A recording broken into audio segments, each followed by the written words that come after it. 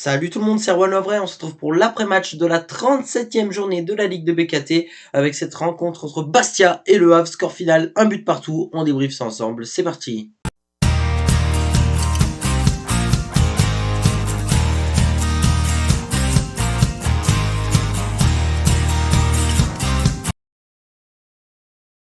On commence comme d'habitude par le bref de la rencontre, une rencontre qui a débuté hier soir à 20h45. Tous les autres matchs, les 9 autres rencontres étaient en même temps, puisque lors des 2 dernières journées de Ligue 2 ou même de Ligue 1, les matchs se déroulent en même temps, ce qui est plutôt cool, un format en tout cas plutôt sympa.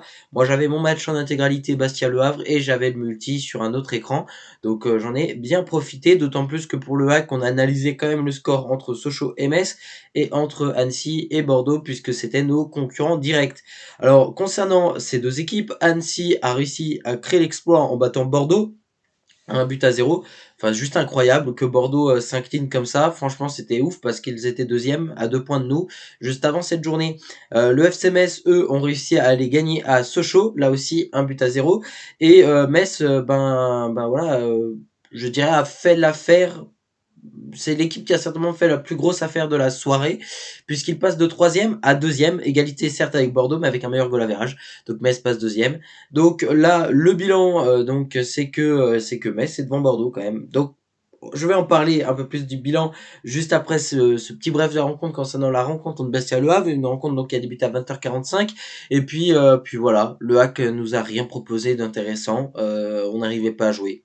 Clairement, on n'avait aucune maîtrise de balle, aucune. On s'est retrouvé très vite en difficulté à pas pouvoir avoir d'occasion concrète sur les contre-attaques. Pour le peu qu'il y en a eu, elles étaient loupées. Voilà, pas une première mi-temps à retenir.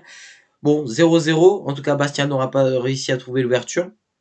De retour des vestiaires, ça réussira à Bastia, qui après une petite erreur havraise, Le Havre fait faute, coup franc pour Bastia, coup franc réalisé, tête, but, fini, 1 but à 0 pour le Sporting Club de Bastia. Donc à ce moment-là, ce but-là, je dois avouer que je suis assez énervé. Voilà, je suis assez énervé parce que je me dis, punaise, non, c'est pas possible. On va de nouveau se faire avoir alors que on a tout pour réussir, on a Annecy qui est en train de perdre. À ce moment-là, Metz fait 0-0 encore, donc on se dit non, c'est pas possible, c'est pas possible.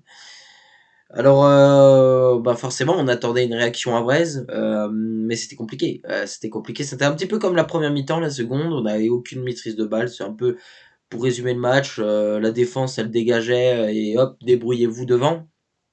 Donc on n'avait rien d'intéressant et franchement on a fait un match juste dégueulasse, pour être honnête.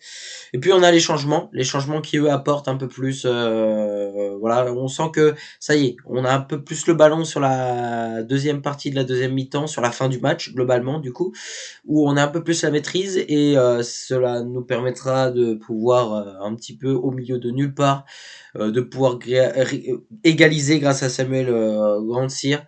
Et donc à ce moment-là, c'est la délivrance. C'est la délivrance. Je le fête comme si c'était une victoire ce but-là, parce que on avait marqué qu'un seul but en ce mois de mai et parce qu'on restait sur 2 défaites et que là on se dirigeait vers une troisième de suite. Et non, c'est un but du soulagement. Franchement, c'est le but du soulagement. À partir de ce moment-là, forcément, bon, on attend qu'une chose, c'est que le Hack puisse renverser le score et essayer de remporter le match. Malheureusement, ça ne se fera pas. On manquait d'un peu plus de temps, mais je pense que ce score de match nul est plutôt un bon résultat selon la physionomie du match parce qu'on a été mauvais sur le terrain. Alors oui, il y a eu une petite ouais, il y a eu des petites contestations suite au but à vrai parce qu'il y avait une faute avant du côté de Bastia. Moi personnellement, voilà, c'est vrai que je trouve que le but là, il est un petit peu facile. L'égalisation en vraise, on va pas se voiler la face. Mais on a tellement eu d'erreurs d'arbitrage ces derniers temps qu'au final, quand ça tourne à notre avantage, je le prends volontiers, même si c'est parfois, voilà, c'est peut-être un peu bête, mais voilà, je veux dire, c'était pas comme si l'arbitre avait sifflé un penalty en notre faveur et qu'il n'y avait pas de penalty. Il y a eu un coup franc, on a quand même bien joué le coup derrière. Ils ont quand même, ils se sont fait bouffer par l'attaque et voilà, je veux dire, le but est valable pour moi dans tous les cas, donc égalisation assez logique. Concernant le bilan du coup du classement, du côté du classement, je pense qu'on réalise en tout cas une bonne affaire malgré tout, puisque maintenant on passe à 3 points d'avance sur le second, du coup c'est le FC Metz, et 3 points d'avance sur Bordeaux qui est troisième. Donc ce qui veut dire que si le HAC fait match nul lors de la prochaine journée, le HAC sera non seulement en Ligue 1, mais le HAC sera sacré champion de France de Ligue 2. En revanche, une contre-performance, ce serait une défaite. Et une défaite pourrait tout simplement nous éjecter selon goal average. Et c'est parti donc pour notre 100% hack. Alors oui, le hack est pas passé loin d'une troisième défaite consécutive, donc forcément ma réaction sur ce match nul est que c'est un bon résultat ce soir. Les raisons aussi qui expliquent que c'est un bon résultat, c'est la contre-performance notamment de Bordeaux. Ce qui permet de garder un écart. Alors oui, c'est vrai que ça c'est dangereux, mais oui, Metz a gagné, donc ça a permis à Metz aussi de revenir à 3 points alors qu'on avait 5 points, mais on a quand même un bel avantage, c'est de pouvoir avoir une option qui n'est tout simplement juste, il nous suffit juste de faire match nul. Juste de ne pas perdre au prochain match contre Dijon. Je pense que le hack on sera capable. Maintenant, on sait qu'en face, on aura une équipe de Dijon qui se laissera pas abattre, puisque Dijon est actuellement relégable et qui vont se battre pour le maintien. En cas de match nul, un match nul pourrait suffire pour Dijon si Rodez perd à Bordeaux, puisqu'il y a Bordeaux-Rodez. Donc, ça peut tourner en notre avantage. En tout cas, je pense que on a fait hier soir, certes, on n'a pas validé notre montée. On aurait pu valider même le titre en cas de victoire. Et ça, c'est un petit peu, c'est un peu triste. Enfin, comment dire? C'est décevant parce qu'on attend ça depuis quand même un bon bout de temps. Voilà, je veux dire, quand on était à la 33, 34e journée, ça y est, là, on se disait, le hack, c'est quand qu'il valide, parce que c'était plus qu'une question de temps, on savait qu'on allait valider avant la dernière journée. Au final, on se retrouve quand même dans la situation où on va devoir valider notre montée sur le dernier match de la saison. Donc, alors, est-ce que je suis stressé? Moins que avant le match contre Bastia.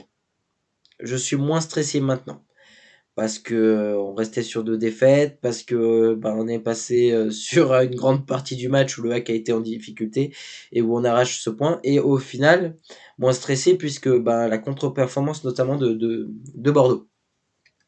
Maintenant, je suis moins stressé aussi parce que je me dis: «Bon, on n'est pas obligé de gagner contre Dijon pour être champion» et donc voilà, c'est déjà une bonne option et je pense qu'on est capable de ne pas perdre contre Dijon.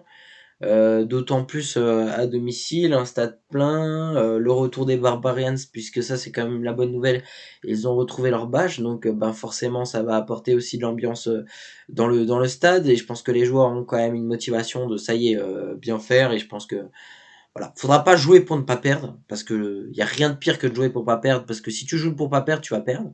Mais jouer comme on sait le faire, essayer de mettre des buts, ça passe ou ça casse, et tout simplement ne pas perdre. Voilà. On verra bien comment ça va se passer après derrière. Après voilà, concernant ce match, en tout cas contre Bastia, on a été faible. Voilà, je veux dire, si on arrive à terminer champion de Ligue 2 là, on pourra dire que cette fin de saison aura été extrêmement difficile entre les absences dues aux blessures, entre les absences dues aux suspensions, voilà, entre certains choix du coach que des fois je trouve un peu bizarre. Mais bon, je respecte en tout cas, mais c'est vrai que tout ça réuni, des fois ça donne pas forcément des bonnes performances, et aujourd'hui, c'est vrai que ces derniers temps et surtout sur ce mois de mai, on est en difficulté. Est-ce que je pense que les joueurs ont peur? Est-ce que les joueurs ont des doutes? Je pense que oui, oui, certainement. Mais je pense qu'il y a pas que ça, voilà, on a aussi des joueurs qui étaient de qualité qui ne sont pas là, et il y a aussi effectivement le stress pour certains joueurs de se dire: «Est-ce qu'ils seront, chez nous la saison prochaine?» Parce que c'est aussi ça, malheureusement en fin de saison, c'est que tu as certains joueurs qui savent pas s'ils seront dans leur club la saison prochaine, ils savent pas si voilà, ils sont en recherche de nouveaux contrats, donc ils ont pas forcément toujours la tête, là où ils devraient l'avoir. Donc tout ça réuni, ça amène forcément des fois à des contre-performances. Est-ce que je suis certain que c'est ce qui se passe au Havre? Je pense que oui, hein, puisque voilà, Mathieu Bonnemer avait notamment dit qu'il y avait des joueurs qui étaient pas au niveau de la Ligue 1 et qu'on va être obligé de recruter. Mais le problème, c'est que là, on a parlé un petit peu trop tôt et ces joueurs-là, ben, se reconnaissent en fait. Ils se sentent visés. Donc après, sur le terrain, ça se ressent. Et je pense qu'on a parlé un petit peu trop tôt. Et je pense que des fois, il faudrait mieux un petit peu fermer sa bouche, finir le boulot, officialiser tout ça, et après, on peut parler. Mais voilà, en tout cas, faut finir le job maintenant. Malheureusement, je peux toujours pas faire la vidéo où je fais la fête, où je suis content, ou voilà, parce qu'il y a quand même un petit peu de stress, mais je suis moins stressé maintenant, parce que je me dis que qu'allez, ça va, ça devrait le faire. Même avec une défaite, on peut monter. Alors, on peut même finir champion. Alors non, champion, on pourrait pas, parce que Metz a un meilleur goal average. C'est vrai. Et en cas de défaite et que Metz gagne, Metz est sûr et certain d'avoir un meilleur goal average. Donc, si on perd et que Metz gagne, on ne gagnerait pas le titre. Mais si on perd et qu'on a un meilleur goal average que Bordeaux derrière, bah, on serait quand même en Ligue 1. Donc, on a quand même une petite largeur, pas à prendre à la légère. Faut jouer pour gagner et on verra bien, minimum nul et on est sacré champion de France de Ligue 2. Mais après, ça, on verra la semaine pro. Et voilà, c'est tout pour cette vidéo. Merci à toutes et à tous de l'avoir suivi. On se retrouve évidemment la semaine prochaine, vendredi prochain, pour la dernière journée de Ligue 2 BKT. Le HAC affrontera Dijon. Alors, salut à tous et à demain, à vendredi.